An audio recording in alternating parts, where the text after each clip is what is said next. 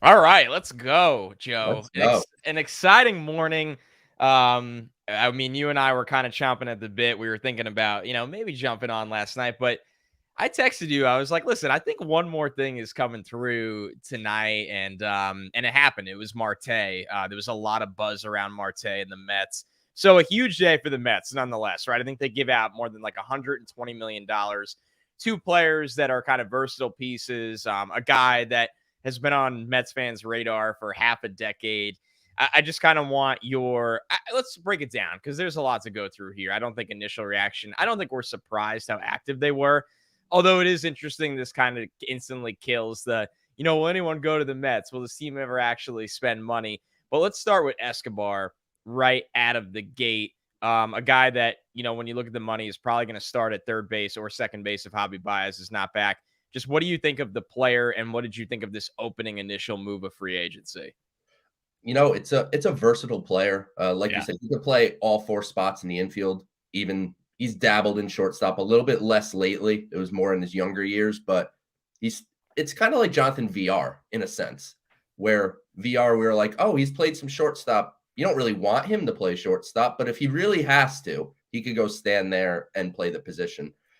He has a little more pop than VR does. He's more of a 25, 30 home run guy of late. He's not much of an on-base guy, which is interesting because they went on to sign two good on-base percentage guys afterwards. But, for 2 years and $20 million, I mean, you're signing a guy that you could start at either second or third, depending on what your other moves are. If you bring back Javy Baez, which I still think is a possibility, he'll play third base. If you were to trade for Matt Chapman, then he can play second base. You have some flexibility with him. So it was a good first move. Yeah, I think it was good for them to get out of the gate. And, I think it's nice to not go into spring and be like, if they brought VR back, so be it. It was somebody I was a fan of and thought he could hold down third base, but not a move that would get you overwhelmingly excited. You didn't want to go into it like trying the JD Davis, Jeff McNeil thing again. I think we kind of have a feel for what that looks like defensively at third base. And as much as we're excited for, maybe a McNeil offensive bounce back, you didn't want to put everything into that. So this is a signing that gives them a real guy, a real starter with real pop that you kind of pointed out to is not the on base guy that the other two guys are, but at the end of the day, gives you a everyday piece with a lot of pop. I think is the biggest thing for me. And I think it's going to be a big question with the outfield. This is a question I wanted to ask you. I was thinking of it, and I don't want to like pour cold water on anything because I'm beyond excited with yesterday. But I find it interesting from a team building perspective. They have an outfield now with three guys, two of them acquired yesterday, that do a great job getting on base. They are going to be good defensively in their spots. I think they're perfect for what this lineup needs, but they are not a power outfield, which is really interesting in today's game. Do you think not only the construction of the Mets infield, a guy like Lindor that hits more home runs than most shortstops, a guy like Pete that hits as much home runs as anyone in baseball, now Escobar, who's been a 30 home run guy, maybe Javy Baez back at second base, and the DH coming to the NL. Do you think that's their thought of counterbalancing all of this? I think so. And like I said, I think Javy Baez is still squarely in play. And if they bring him back, that's adding another 25, 30 home run bat. They'd have more than enough power, I think, to make it work.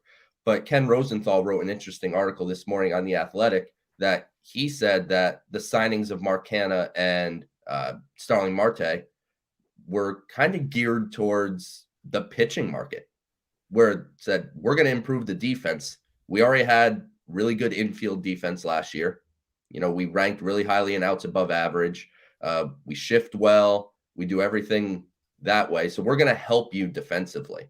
And the outfield was a problem for them. Nimmo did fine in center, way better than any of us expected, but they were 18th in Major League Baseball in outs above average in the outfield. So it wasn't a good defensive outfield. Part of that was jamming Dom Smith out there and just kind of, A lot of nobodies. yeah, a lot of nobodies out there. So I think they look at it from a defensive perspective. It's going to help them in their pursuit of free agent pitching. And then, from an offensive standpoint, just kind of change up the look of the team. We've talked about it on the podcast that there's too many strikeouts. There's so much swing and miss.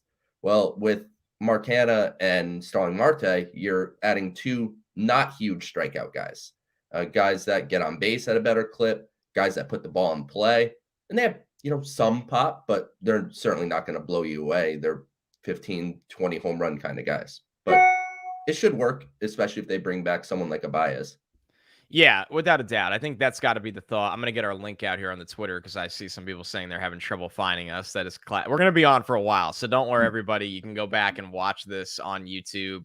I'll get this link out, and I'm looking at the comments here. There's something here from Steve Miller that I actually thought of yesterday when both deals came in initially at 2 years, and you look at Cano's money being on 2 years. Do you think they're starting to build their own timeline of the roller coaster that is the luxury tax? Go above, get back up. And I know we need a new CBA, so we're not like assuming, but it is interesting that two veteran players they signed, they're like, hey, we'll give you decent money, but it's a 2-year timeline right now. You would hope. Yeah, That they smart had thinking. that kind of foresight, because the reality is, Steve Cohen is going to spend a lot of money. He said it. Like the payroll, I'm just trying to figure out where it's going to go. Because where we stand today, their luxury tax payroll is like $230 million after yesterday. They added about $43 million in payroll yesterday for the 2022 season on those three players. And they still have starting pitching needs, potentially a Javy Baez or another infielder. So I think they are looking a couple years ahead and saying, we're going to have to get back under this thing. And I know fans are going to be pissed and be like, Steve Cohen's rich. Who cares about luxury tax?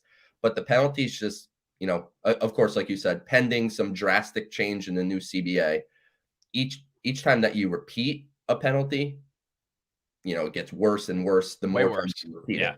So I think their visions probably be over for 2022, over for 2023, hop under for 2024, and jump back over in 2025. Like that's kind of the model. It's what the Dodgers do. It's what the Red Sox, Yankees, those guys all do.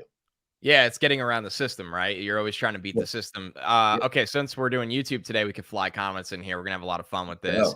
The first one from Berto, which I think is, really interesting. He says, Connor, like you, I grew to really want Javy back, but the moves they made last night, are you comfortable moving on from him for more pitching? So, yes and no. One, I don't think it has to be one or the other. But I think what this does is you do need to draw a line in the sand of how you handle Javy, right? I think if the Mets watched free agency erode around them and really missed a lot of the market, Javy's agents, good for him, could have taken them for a ride. It's Steve Cohen says he's got dinner with him at the end of the year. They want him back. He's Lindor's best friend. I think we love him. I mean, everybody likes watching Javy Baez play. He does a lot of good things. I think now you've made a couple moves where you give yourself a little leverage now, where you go, hey, we can survive without Javy Baez. We would love him back, but we can't put another contract on the books that we're paying a 35-year-old $25-30 million a year. So I think this gives you leverage. And I think you always do when you're a baseball front office executive, you're not just doing one thing at once, right? You definitely zero in on things. I think you have to move towards pitching right now. And it sounds like they have it with Javy that whatever deals he gets, unlike Steven Matz, he's going to come back to them and say, this is what I got. Do you want to match? I want to be here. All of those kinds of things. But Joe, yeah, you got to think right now, like Gausman's got to be right on the radar and any top tier pitcher. I know your guy, John Gray, there's a lot of Mets buzz around him. That would be a pretty fun one as well. Yeah, I think at this point, I mean, you have to work both angles because there still is an expectation that Javy's going to sign before next week when everything shuts down. Or market's moving right now. Thanks to the Mets. Yeah, and it's going to move over the next few days. Like it's going to be a very busy next few days. You think the Mets are going to be involved in some form or fashion there, but certainly I think you can make the argument that they can move to pitching if they really wanted to. Like I mentioned, obviously adding Javy would be great, but we do forget like Jeff McNeil is a good baseball player. So if they wanted Jeff McNeil to be if they want him to be the second baseman and just say our lineup is mostly set, like it really would be a perfectly fine lineup if McNeil were to bounce back to his old form. And they need pitching really badly at this point, whether that's, like you said, a Kevin Gausman, whether they look into the trade market, which I think is something that's maybe not talked about as much because we're so focused on free agency. Could they sign a John Gray, which is more of your like mid-level free agent. I'm a fan of his, but he's probably going to get a contract more in the ilk of what Steven Matz got, maybe a little bit more, but similar You enough. think he can get 4 years, Yeah, Gray? yeah, Yeah. I do, yeah. So I think he'll get a similar enough deal to what Steven Matz got. And a guy like Gausman, that's when you're playing in the $100 million range, which is a much bigger expenditure. So you wonder if maybe the Mets say, we'll sign John Gray.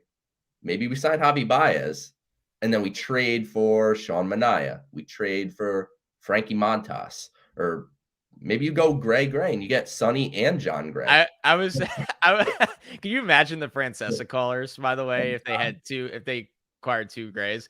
I think it would be hilarious. Those are known as like our 2 white whales on the show. Sonny's Yeah. always the trade candidate. John Gray was the trade candidate. Now he's a free agent.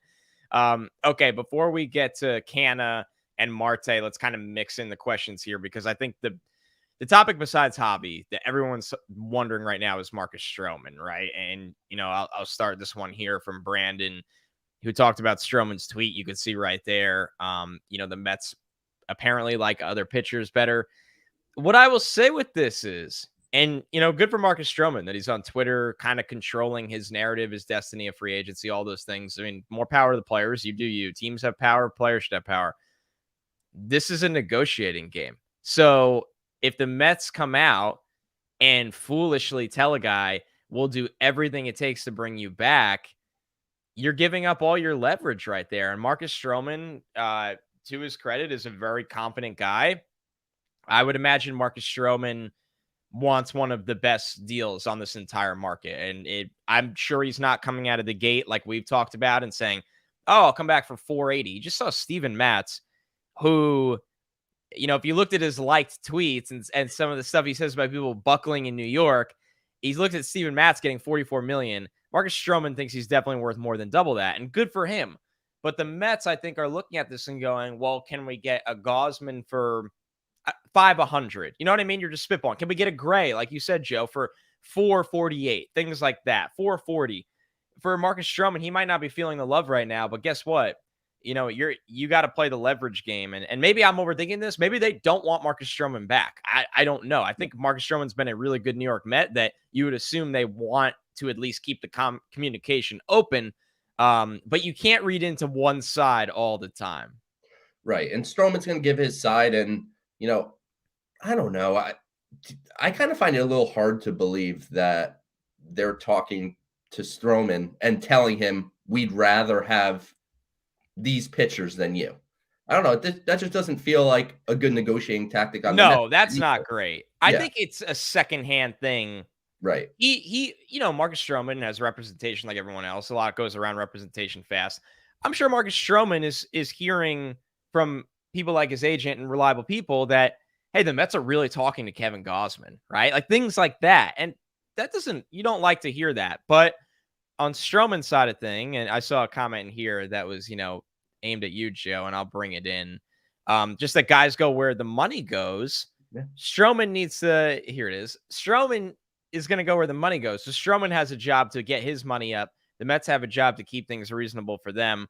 I don't think this is harsh feelings. Like, I don't think this is personal towards Marcus Stroman. I hope, if Marcus Stroman's back pitching for the Mets, great. They need pitching.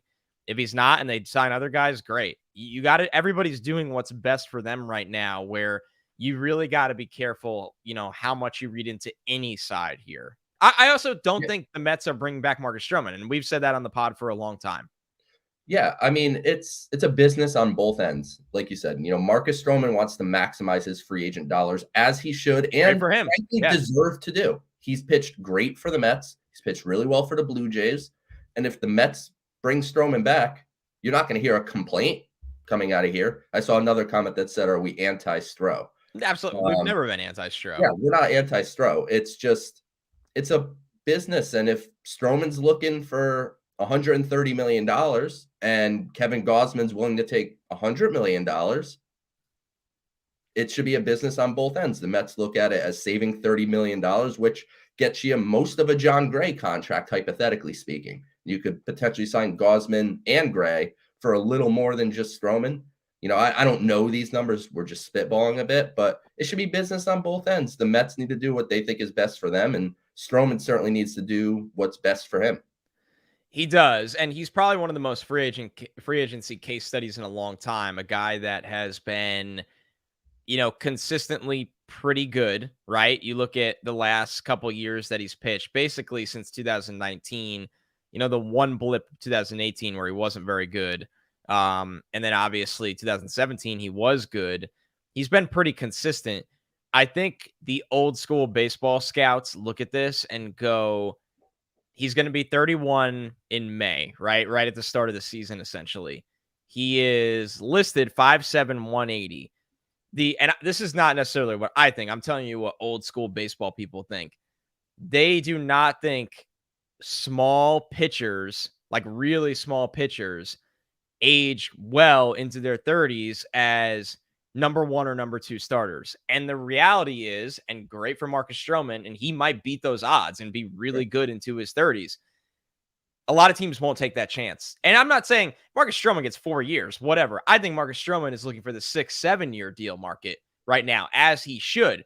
But on the flip side, I'm telling you, that's probably what teams, traditional baseball scouts, are probably betting against, right?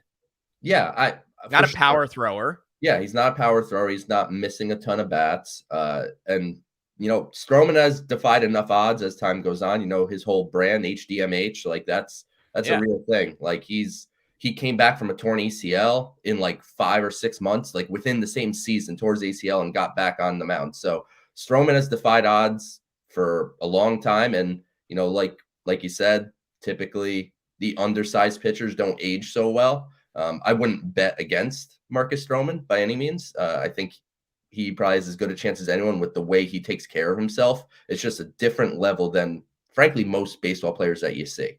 So it's going to be very interesting to see kind of where his market goes. I wouldn't say the Mets are out on Marcus Stroman. I would just say the Mets are exploring all of their options, and they should. And Stroman should explore all of his options. Who's to say that the Angels don't have that 6 or 7 year deal you referenced, where they're willing to go to that deal?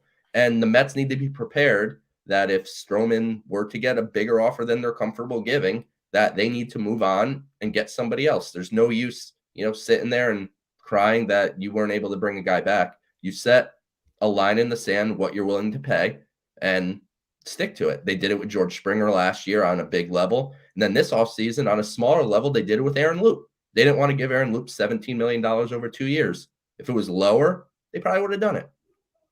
Yeah, which is interesting now that they might have this 2-year window of having like an $800 million payroll. But it's, at the end of the day, I think you do need to walk the line and just not be insane. Like, you can't just act out of control. And a lot of pro Stro comments in the comment section, I totally get that. It's a great point that and Vegas Break says it well, that he has shown he could pitch in New York. I think that matters. And you saw it yesterday with 2 of the guys they signed now in Escobar and I believe Canha as well. Absolutely. Postseason batting experience, right, Joe? And it's not that, they've necessarily torn it up, but guys that have played in big games that the Mets are expecting to be in next year. Yeah. I mean, playoff experience, New York experience, they talked about it with Billy Epler when they brought him on. That was one of the first things that Sandy Alderson said. He has experience in this market. So there is value to that. So I totally agree with Mets fan 04 and what everyone's saying, that there is value to Marcus Stroman's New York experience. But at what point does that get outweighed by monetary value, by length of deal value? Like, you can't, everything isn't just in a vacuum. Like, it's a whole picture decision. So the Stroman market's going to be interesting to follow. My hunch is it won't be resolved before the lockout next week. So I think we'll be talking about Stroman for quite a while more. Yeah, I think so too. I think he's a guy that's going to really enjoy this process, play out this process, and go where the best offer is. And that's something for the big dogs, Correa, Chris Bryant, Stroman. They're going to wait this thing out. They're going to, really pit all these teams against each other that are probably watching the market kind of erode now, where it's good to see the Mets ahead. I saw a really early comment that I want to get back to, and then let's talk Canha for a bit. Basically just asking, did they, here it is from Alex. Did the Mets jump the market too early? I don't think those deals are insane. Marte, you would have loved on 3 years, right? Because he's 33. guess what? Everybody wants one of the best center fielders in baseball the last couple of years. One of the best base runners. Good glove. Everybody loves the guy.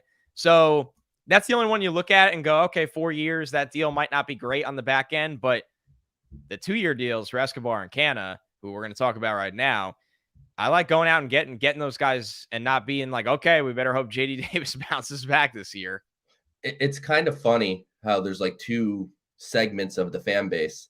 What are the Mets doing? They're not doing anything. The come on, do something meme. Yeah, come on, do something meme, poking a little stick. Yeah. That's And then exactly you have fans like Alex are just like, did they maybe go a little too early? And I don't think so. I think what Escobar and Canha signed for, pretty reasonable. Like, I don't think if you waited them out, you'd get them for a ton less, maybe a little bit. But are we bickering over a couple $1 million here or there? Don't care anymore. Yeah. Do not care anymore. Not at this point. And with Starling Marte, that market was hot. Like, my understanding is there was over 10 teams seriously involved on the conversation. And if you weren't going to go to 4 years, you weren't going to get Starling Marte. So if the Mets didn't jump to that 4th year, there's a chance that last night's move was breaking news. Starling Marte signs with the Phillies or somebody different. So the Mets went to that extra year. And frankly, I thought the AAV was going to be over 20 million. Me too. I was actually shocked by it.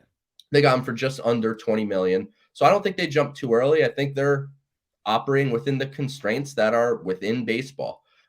This is an offseason unlike anything we've seen since forever. Like, I can't remember the last time we had an offseason like this where it's literally going to stop next week. Like, nothing. There can be no moves, no trades, no signings, no nothing. It's just going to sit and do nothing. And we're just going to read articles of the Players Association using one media platform to complain about the owners, and the owners use another one to complain about the players. We're going to deal with that for a month, 2 months, something like that. So I think the Mets are trying to get as many things put in place as they can prior to that. And that way, because if this goes into February, you're 2 weeks, 3 weeks from spring training, and you have to do a bunch of moves. You want to limit the amount of moves that you're doing in that time frame. I'm with you, and Rich is saying it right there. There's one really good center fielder on the free agent market, and that means everybody wants him, and the Mets got it done, right? Like, that's the thing. Like, a lot of people, I think fans at times undervalue the process of getting a guy to come to New York, getting it done above all those teams, operating at a different place than all those teams that want the guy, and just getting it done. And so it's great to see. And shout out to everyone in the comments. It's been great. Let's talk Canha for a little bit, because we talked Escobar. We've been sprinkling. It's hard not to sprinkle in Marte. He's the most exciting addition the Mets have made since trading for Javy Baez, quite frankly. He's that kind of impact. So looking at Canha, this is one of those ones where, it's funny, like, as a National League fan, and I've always been honest, like, my baseball watching is, like, I watch a ton of, like, I watch almost as many Met games as I can.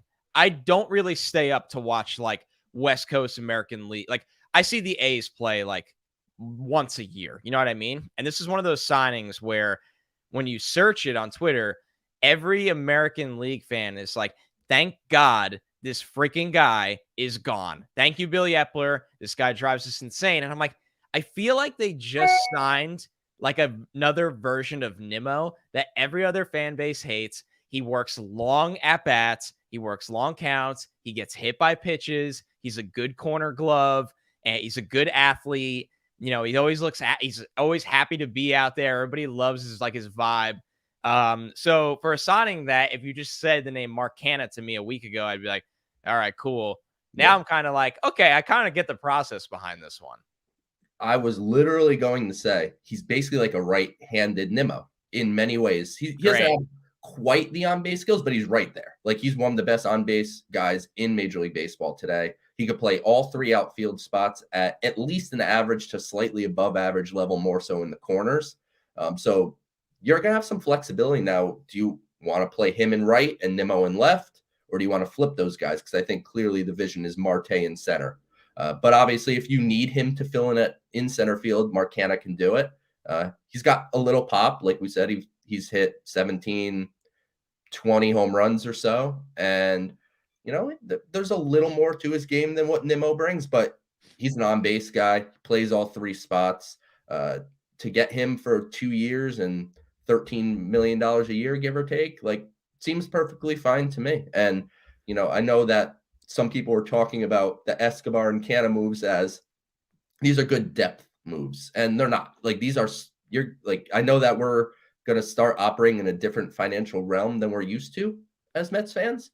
But $10 million is still starting player's salary. So the Mets signed two guys that are quality big league regulars. They're not quote unquote put you over the top moves, but I'm gonna be honest, guys like this is how you win.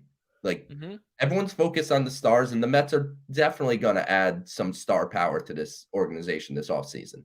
And those guys are super important, but you win with those secondary pieces that step up and exceed the contract that they get and perform at a higher level. That's really the difference maker, because the stars generally are going to perform like stars do. Like, there's not a ton of like projection there. You're looking at guys like Escobar and Canha and a John Gray, if they were to go down that route. Like, those are guys that you're kind of projecting that you think they could do a little more for you than maybe they did previously. So we have some breaking news in there, breaking buzz from Andy Martino. I'll revisit this one in a second because it's going to impact our weekend, Joe. We might be back on here as soon as a football Sunday. I don't even know. So we got Wardy in here. Shout out to Wardy. Pitching moves coming this weekend. I think so. Once again, we're going to get to that in like 2 minutes. I wanted to get in this question because I found this fascinating when reading Tim Britton in The Athletic today. This is from Jess. Any concern about Canha's stats post injury? I actually looked at it the opposite way. So for those that don't know and read The Athletic, Tim does a great job. Canha basically got a hip injury in June that sidelined him 3 weeks. And when he came back from that hip injury, which he probably was playing through something of it, hip injuries, 3 weeks is kind of quick. His numbers plummeted from the player he is. And that's why you look at it from 19 and 20, his OBP is like near 400. And then you look at last year, it's 358, which is good. It's a great number. He had Great OBP. Like, let's not understate how good that is. Yeah. But the splits from that hip injury were drastic, where you go, okay, maybe the Mets feel that he is healthy now and he's going to go back to being the elite on base player. And maybe they got a bargain here. So there's two ways to look at it. And I think that it's probably always somewhere in the middle, right? I don't think he's as bad as he was after that injury. I don't think he'll ever be as good as he was in 2019. And for 2 years, 26 million or whatever it is, I'm okay with that. Yeah. I mean, I don't know the details of what exactly the hip injury was too. Was it like a hip pointer, or, there's obviously a lot of things that can happen. So you would hope and imagine that the Mets have done their background on his medicals before they just opted to just throw him money for the sake of it. So I'm going to choose to be optimistic and say that they did their homework and they're confident in what his hip and his overall health situation is. Though, of course, one thing to factor in with all of these signings is they're all turning 33 years old. So there's one thing to take into account. And if you want to, I'm not here to throw cold water on anything. Like, I think they're good moves.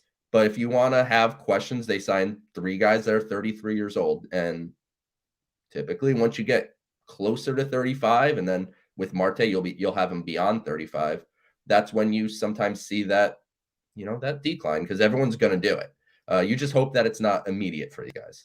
Yeah, and they're in that phase, 2-year deal, considered a bridge deal, where maybe, Vientos is stepping in for Canha. Maybe Beatty is stepping in for Escobar. Yeah. Unfortunately, Pete Crow Armstrong will not be stepping in for Marte, but the long-term search for center field goes on. All right, let's get to this buzz from Andy, who you've seen it right there. And then there's another follow-up from Martino that said, sense is that last night's Mets moves could be it for position players for now. So maybe the hobby market's going to drag on longer than we think. But he said pitching / Gausman, major focus at the present. If there's anything I've learned very recently, Joe, is that and this is a good feeling. It wasn't a good feeling with Mats, but now it's a good feeling. When a name is in the market attached to the Mets by every guy for like 3 days in a row, it feels like Uncle Steve is doing everything possible to get that deal done. And I'm happy it didn't happen with Mats, obviously for reasons outside the Mets control, and it was the same with Bauer. Gausman is starting to feel like that guy to me. I think Kevin Gausman's a fantastic fit for the Mets. To me, I think he's coming to his own. Like, I am a believer in what Kevin Gausman has kind of changed into in the last year and a half. Like, his numbers, when you take the shortened 2020 season and then the 2021 season, like, he is a different pitcher than what he was prior. Obviously, you need him to stay healthy, but to me, I think Kevin Gausman is probably the best. Like, I would rather sign him than Robbie Ray, and that's and Oh, that's not even close without the QO. and that's not even counting the Yeah. draft. Like, if Yep. they both had no QO, I would rather have Kevin Gausman than Me Robbie too. Ray. When you look at Robbie Ray's baseball reference page, go look at what he's done basically his entire career. He had a really good 2017 and then a really good 2021, and everything in between was kind of a disaster. And you want to give that guy $100+ million? No, thank you. Outside after Scherzer, to me, I think Kevin Gausman's the second best pitcher on the market. Then Marcus Stroman's kind of right there with him. So it's, to me, if they can make a move on Kevin Gausman, that is going and getting that big time starter that we've been talking about on the podcast. You want that number 2 guy behind Jacob deGrom. To me, Kevin Gausman fits that bill to a T. Yeah, and some people are saying, about Gausman, I'll get back to this comment in a second, but the same thing, that you said about Ray. I would, because I for Joel here, I thought something similar. When you really dive into his time in Baltimore, number one, terrible place to pitch, like one of the worst places to pitch. The team is never good behind him. He was really young. He wasn't really as bad as you're thinking here. He actually had some solid years for them. I don't know. I'm actually willing to bet on. He's actually had plenty of good seasons. You just want him to stay healthy. I think that's the most important part for him. Yeah, he is a super talented pitcher, and now he's really upped his missed bat rate, which is huge. Like, as you progress as a pitcher, like, very often, we're talking about Stroman and guys like that when they get into their 30s, it's going to start to degrade. But there's also a lot of pitchers that their late 20s, early 30s, that's your prime years. That's when you become more of a pitcher. When you're younger, especially a guy like Gausman who throws pretty hard. I'm sure he was much more of a thrower when he was first coming out of college. He was a first-round pick out of LSU. And he was a hard-throwing kind of a thrower. And I think he's becoming much more of a pitcher. I think he learned a lot in his time with San Francisco. And to me, Jeremy Hefner's a top 5 pitching coach in the sport. And I think getting him, Gausman with Hefner, I think could be a match made in heaven. Okay, so back to this one from Sinister Basis. Is there space on the 40-man for these guys, or do people have to be DFA'd? They're over. So someone's got to go. Someone's got to go. I don't know if that's going to be one of the bottom relievers. It's Steven Nagosic, Jake Reed, someone like that. That's kind of at the bottom of the reliever depth chart, or maybe someone like a Mark Payton. Now that they brought in Nick Plummer, who, all due respect to Nick Plummer, you didn't get the YouTube video, but some love for a former. Nick Plummer. Some love for a former first-round pick that the Mets gave a big league deal to that, has some upside. So maybe a Mark Payton kind of is a guy on the chopping block, or Travis Blanken. Like, they have some options. Like, let's be clear. If the Mets are going to make a few more moves that will require some 40-man roster removals, and they have themselves a handful of guys that they can drop. Robbie Ray would be a mess on the Mets. That would not shock me at all. I have the same fear as you there, Brandon. Yeah. This one from Jason. I think Scherzer and Stroman to the Angels. I think I could see them getting Stroman. I could, yeah. That is a hell of a strategy to just run back what the Mets have done in recent years. But good luck to you, Angels. Okay, Tom, age doesn't worry me. Having guys in their 30s isn't always a bet. I agree with this. I have really been hammering home on the pod that they need to get veterans for the postseason and for the team. And you don't want a team of like 40-year-olds, but I have no problem giving 33-year-olds 2-year deals. A guy like Marte that is well worth it, a little extra. So I think there is two sides to looking at signing older players. For sure. And, I think, like you said, it's short term for most part. So chances are, even if, he had, like, if Canha or Escobar have a good first year and the second year's maybe not so much, they're at a financial position where you can replace them if you have to. All right. Meet the Mets says, need a left-handed pitcher. I don't care. I don't care Yeah. about I don't care about handedness anymore. It doesn't, if you want to say a left-hand reliever, okay, I'm with you. Because that's a little different. But when it comes to starting pitching, I don't care if I have 5 righties, 5 lefties, 3 and 2, whatever. It doesn't matter. Just go get the 5 best starting pitchers you could throw out, and none of them have to throw left-handed. And maybe David Peterson will have a Yeah, nice bounce back here. David. I mean, really, we forgot how excited we were about him after 2020, and he was terrible last year. Yeah. But And the you and know, the reality is they can sign Kevin Gausman and John Gray, just to throw out a couple names that are being rumored to them. They can sign both those guys, and you're still going to have Tyler McGill starts. You're still going to have David Peterson starts. You're still going to have Jordan Yamamoto start. Like, you're not getting through a season with 5 starters, no matter what. So no. you have to be prepared. And the Mets need to add even more depth on top of that. You have to be ready to throw 9, 10 guys. Martino confirmed Stroman's reporting on himself. I mean, yeah, he is. Good for him. Go for it. Go Dude, for it. control your narrative. Yeah. I'm a great believer in that.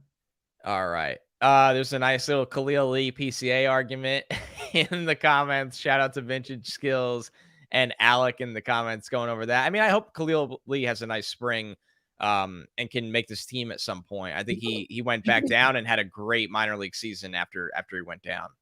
I think Khalil Lee's a great option to be a 4th outfielder opening day. Like, I don't think it's Yep. imperative that you send him back to AAA to get every day at bats. I mean, you could do it, but I like his versatility. I like his pop. I like his base running ability because he didn't steal many bases this year, but just go look at his 2019 with the Royals. He stole like 50 something bases in AA. So the guy can run. He can play all 3 spots. He has a great arm. He's got some raw power that he started to tap into a little bit in the second half. And yeah, to me, Khalil Lee should be on the big league roster opening day. All right. All right. Another question here from Alex with the recent signings of Canha, Escobar, and Marte. Where do you think that will leave Jeff McNeil, Dom Smith, and JD Davis by the time spring training starts? I think 2 of the 3 are potentially traded, and at least JD's gone.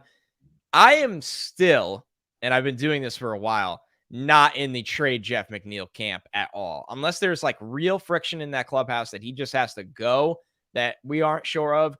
I like we know what injuries do to the Mets, right? I'm not sitting here going Nimmo, Marte, Canha, 155 games each. Like, I'm not doing that. So I like having McNeil as a super utility guy that can play third, second. Like you said, he could be the Mets second baseman on opening day at this point. Left field, bench bat. The other 2 guys, I've been a big fan of Dom for a while. I don't know what his long-term here is. JD, I do know what his long-term is. It's not here. Yeah, I mean, their options are either traded away or on the bench, right? And for the most part, like we said, maybe McNeil's the second baseman. We can't rule out that possibility, but I still think they're going to look to acquire more middle infield there, potentially with a Javy Baez. But McNeil's a guy that I don't want to particularly trade either. If I could use him to get a really good starting pitcher, my mind can be changed. But I like the ability to have McNeil, who can play everything. Basically, he'll play second, third, left, right. So basically, wherever you need to fill in for a day, or if someone goes on the 10-day IL or goes out for 2 weeks straining a hamstring, McNeil could fill in for 2 weeks, and you don't feel like you're losing anything. You're not throwing the John Mayberries and who's the kind of Cameron Maben. Yeah, no Cameron Mabens out there. So to me, McNeil should be a keeper unless you're getting something really unique in exchange for him. Dom Smith and JD Davis, to me, are 2 guys that I think should be squarely on the trade block and kind of see what their market is. And they're either back on the bench or they're playing somewhere else. I'm gonna be honest. I would take like a solid reliever right now for JD. Yeah, I mean, I just don't think he has any value to the Mets anymore. It's, you hate saying that, but they didn't give up much for him years ago anyway. Right. See if you can get a piece that fits your team. All right, we got a couple more minutes here. Now we have a bullpen fight in the comments about Edwin Diaz, Seth Lugo. Oh, back up. Yeah, so I don't think we need to go there right now. All right.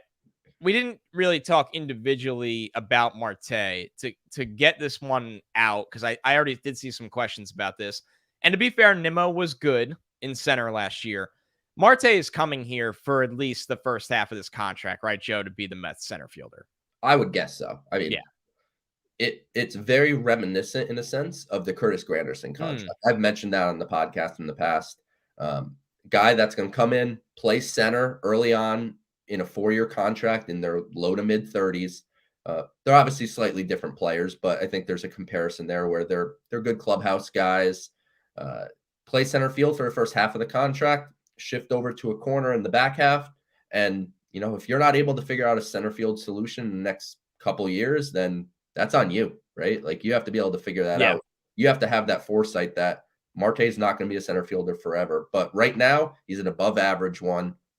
He's going to be perfectly fine out there. And now you have the flexibility as to would you rather have Nimmo in right or Canha in right? And honestly, I'm not too familiar with what Canha's arm is like.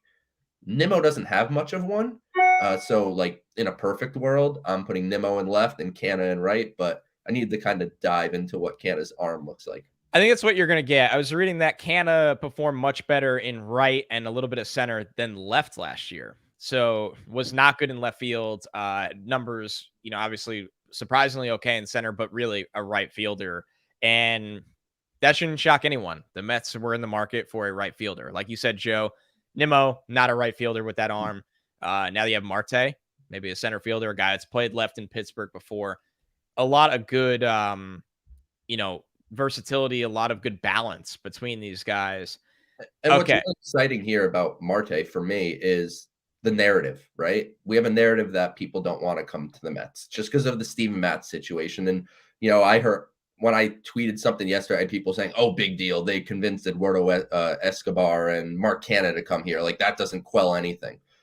Like I said, Starling Marte had legitimately double-digit teams involved on him to a serious level, and he chose the Mets. And of course, the Mets gave the most money, which is what one wise man has once said, that 99% of free agents just sign where the most money is. We make bigger deals out of locations and things like that than really it is. The players are going to take the money. They don't care what Steve Cohen tweets. Like that No, means they nothing. don't. Yeah. If you want to make that argument for front office executives and things like that, I'll play along. But with players, they just want the most money. And Steve Cohen has the biggest wallet in the sport. So they're going to sign free agents. And I'm glad that they were able to, at least to some level, quell that narrative that people didn't want to come to the Mets. And let's be real, for a guy like Marte, who played his age 23 to 30 seasons with the Pirates and then kind of became this trade block piece the last 2 years, he's somebody that as his time winds down, he's got, a couple really good years left in the tank.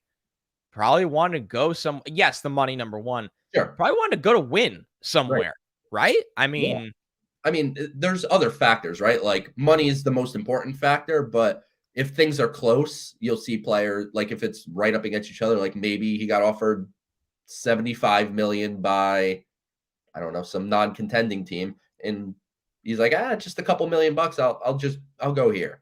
And one thing that I thought was interesting about Marte, I read an article about him in Fangraphs, which Baez is kind of the opposite. Marte's ability against high velocity is one of his best traits, and Mets were Baez, terrible last year Baez in that. struggles against high velocity, and baseball is getting more and more high velocity. So being able to handle that high velocity at the age that Marte's in makes me believe that the bat's going to play maybe a little longer than some other mid-30s players do. All right, a lot of Cano conversations coming in. Yeah, they could buy him out. I think they let him go into spring training and see what his bat has, right? And leave that option Yeah. open as a veteran bench, occasional DH guy. I don't think there's much of a point to buy him out at this point. No, not right now. See what he has. Yeah, the reality is that Robinson Cano is going to count $20 million against the Mets luxury tax payroll this year, or 2022 and 2023. Doesn't matter what they do. Buy him out, it doesn't matter. That's still counting. So you might as well bring him to Port St. Lucie, see what he's got. If there's one thing that I think Robinson Cano will probably be able to do is hit to some level. And I think the DH is coming very likely this year to the National League. And I think that's a position that you could see Robinson Cano playing a lot of. And, we'll see kind of how he meshes too. Like when he comes to spring, Lindor said it, Alonso, those guys, they're excited to bring him in, but they recognize that he's going to have to talk to the team and explain, like, I screwed you guys over by Yeah. taking steroids and getting suspended for a season. So Yeah. he's going to have to, mend some fences there. But it seems like the players are open to Robinson Cano, and there's no reason we shouldn't either. Yeah, I think that's totally fair. You shouldn't really have expectations, but there's just no benefit right now. There's no cost benefit or anything of just cutting him right now. You gotta, and people could be as mad about this as they want, or I mean, the guys that are there right now are not the reason Robinson Cano is here. So they bought this team, and it's like an old couch that you can't get out of the top floor, and it's stuck. It doesn't fit through the door frame. I mean, there's nothing you could do. And who So knows? And who knows? Like I said, Robinson Cano is one of the better swings that we've seen in our yeah, lifetimes. Like, yes, he took steroids and he's one test away from being done for life. So which would help the Mets. Just yeah, saying. that's how you get out of the money, right? That's the way you get out of it. But there's reason to believe that there's at least a chance he could be a useful bat. Absolutely. And I mean, this is what I was just going to say. I saw it coming from Joel. Young guys love him. I mean, a lot of them, like when they were, Yeah. wherever young kids watched him play and he was the guy. So there is something to that fans don't see or feel, but the young guys that come up go, oh my God, this is Robinson Cano. Like he's a legend where I'm from, or he's a legend, in my house, whatever it may be. So, all right, everyone. That was a good almost 50 minutes here, Joe. And I mean, I don't even really feel bad getting off because I feel like we're going to be right back on a stream. It feels like the Mets have one big thing up their sleeve before we lock out, don't you think? I think so. Like, I don't think the Mets are done. Like, maybe it's today, maybe it's tomorrow, maybe it's early next week, because it's really next Thursday, I think. So December 2nd is when everything will stop. So it's either Thursday or Friday. I don't really do calendars, but we're less than a week away. So the Mets have more things to do. Are they going to accomplish all of their offseason checklist before the lockout ends? I doubt it. They're certainly going to want to do other things, but I definitely think there's more, and you'll be seeing Connor in my face, especially if it's a Kevin Gausman, who, as Andy Martino said, if he's signing the next day or two, like that's a significant move. And, we'll be back to talk about it, and, just keep tuning in, and appreciate everyone hopping in. I'm glad we got a lot of comments, and, hopping on at 10 a.m. on a Saturday, day after Black Friday. Some people might be sleeping in. So appreciate everyone hopping on, and obviously check out the podcast. We're still doing that every Tuesday. Even if there's no off season, we're still going to talk Mets, and just keep up, and we're going to be back soon, I think.